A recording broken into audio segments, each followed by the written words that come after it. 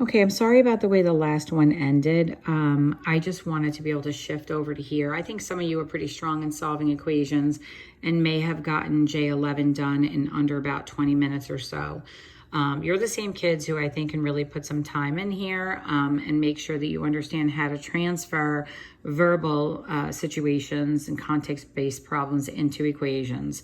Some of them you could probably just figure out the answers for without writing an equation, and some of them you'd need to write an equation for. I want you to pay close attention to the words per, every, and each, because those are usually connected words to a variable. So these are usually your connectors, because they're going to be, attaching some sort of amount to it. So let's just see what we come up with. A person can pay $19 for a membership to the art museum and then go to the museum for $1 per visit. So let's just talk about that for a second. So the person's paying a flat rate of $19. That's not per visit or anything like that. So it's $19 that they pay, and then when they go, they pay $1 per visit. Okay, so you can see that if you're looking for a total amount here, you're going to end up having to sum these up. But this is $1 per visit. Notice the attachment to the variable. $19 was a flat rate, so there's no variable. Now it says, what is the maximum number of visits a member of the art museum can make, totaling $22? So now here's where our equation comes into play. So the person's paying $19 for the membership.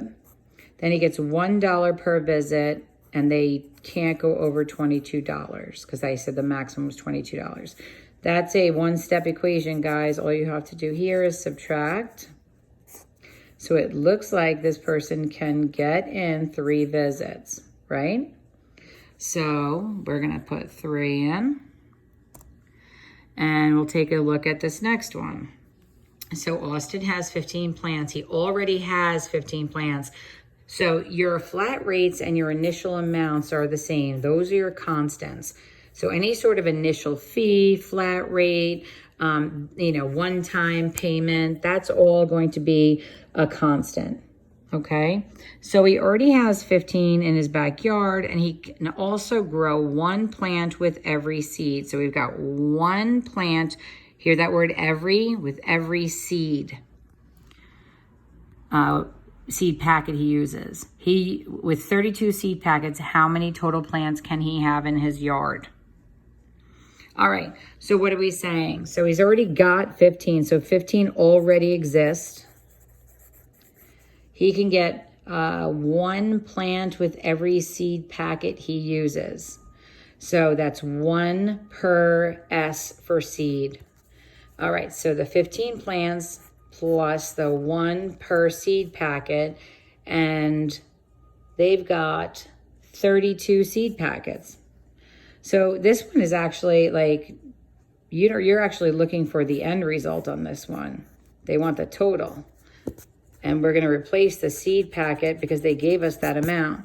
So it's 1 plant per seed packet, and there's 32 seed packets. So that was 1 per seed packet.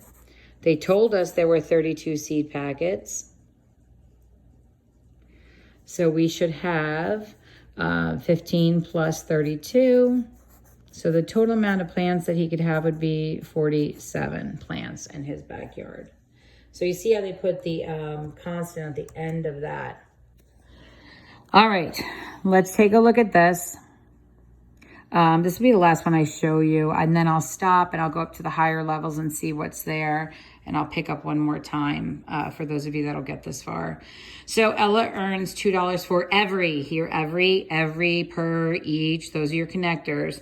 So 2 per cup of lemonade that she sells. How many cups of lemonade does she need to sell to earn 18? So it's $2 per cup. That's your multiplication connector. She wants $18. So you can see that the difficulty in solving these equations is quite simple at the early onset. So I'm going to pause here, and then I am going to, oh poop, I forgot to go back. All right, same answer though. I just meant to go back. I didn't actually submit the answer. All right, I'm going to stop here and then I'll go up to the higher level.